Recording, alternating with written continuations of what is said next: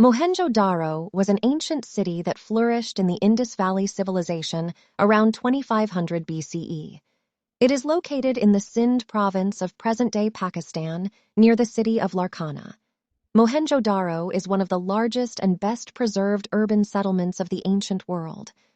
The name Mohenjo Daro means Mound of the Dead in Sindhi.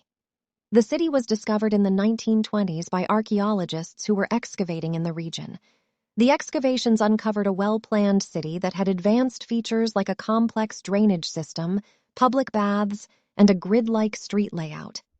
The ruins of Mohenjo Daro show that it was a thriving urban center with a well-organized system of governance and trade.